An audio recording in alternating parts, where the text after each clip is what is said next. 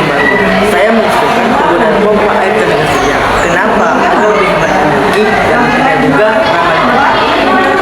Saya setuju dengan konsep ramah lingkungan, tapi teknologi ini masih terbilang mahal untuk kita terapkan dalam program ini. Selain itu, tidak semua petani di sana paham akan cara mengoperasikannya. Kita juga harus pikiran pelatihan untuk para petani itu. Maaf, Bu Devi, kalau kita terus khawatir soal pelatihan, kapan kita mau mulai majunya, Bu? Para petani itu bisa dilatih sambil jalan. Teknologi itu investasi jangka panjang, bukan pengeluaran sia-sia. Nadia, bukan masalah takut maju. Saat ini perusahaan tidak mencukupi biaya pompa surya di seluruh lahan. Kalau kita paksakan, nanti proyek lain bisa terhambat. Tapi menurut saya, kalau kita pakai sistem lama yang boros air dan listrik, tujuan berkelanjutan itu malah jadi omong kosong. Kita ini perusahaan lingkungan, bukan sekedar bisnis biasa. Saya paham, tapi kalau keuangan tidak stabil, semua ide bagus pun tidak akan berlangsung.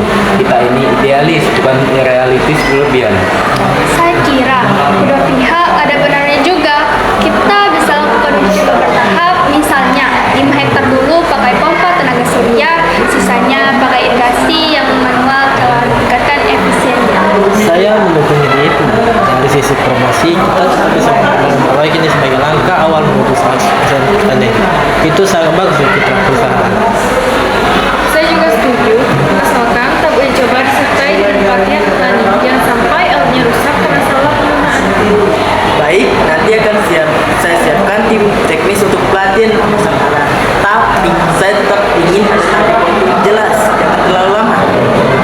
Saya sangat senang dan semangat kerja kalian. Tetapi mari kita seimbangkan idealisme dengan kemampuan perusahaan. Jadi keputusan sementara yang saya buat, 1. Uji coba akan dilakukan di 5 hektar lahan pertanian di Surabaya. 2. Separuh lahan menggunakan pompa tenaga surya dan separuh lagi menggunakan pompa irigasi biasa. Yang ketiga akan dilakukan pelatihan petani selama 2 minggu. Dan yang keempat akan dilakukan evaluasi setelah 3 bulan proyek berjalan. Baik, tapi saya harap nanti hasil evaluasinya benar-benar menjadi dasar perluasan proyek. Jangan sampai berhenti di tahap percobaan saja. Kalau hasilnya positif, saya pribadi siap menambahkan tambahan anggaran. Nah, ini baru semangat kerja yang saya ingin dengar. Jadi, sampai sini apakah ada yang kurang jelas dan ingin ditanyakan? Bu Dea, kira-kira siapa yang akan mengawasi langsung pelaksanaan pada saat di lapangan nanti? Pemimpin pengawasan akan dipimpin oleh Pak Albert, tapi saya juga ingin ikutkan dia untuk membantu. Bu Dea, apa hasil panen kita nanti? Hasil panennya 15% dari hasil panen sebelumnya. Data tersebut akan menjadikan bahan evaluasi kita untuk berpanen. Kalau biaya proyek lebih anggaran, apakah kita punya dana cadangan? Ada, kita memiliki 10% dari dana kita yang kita punya. Tetapi saya ingin meminta tetap terus dipantau pengeluarannya dengan ketat. Bu Dea, kalau proyek berhasil, bolehkah kita lanjutkan proyeknya? Tentu boleh, tapi menunggu sertifikasi organik yang kuat.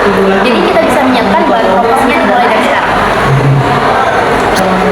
Saya ingin bertanya kepada Pak Albar, Pak, apakah pompa air bertenaga surya tersebut masih bisa tetap berfungsi ketika musim hujan dengan keadaan sinar matahari yang berkurang?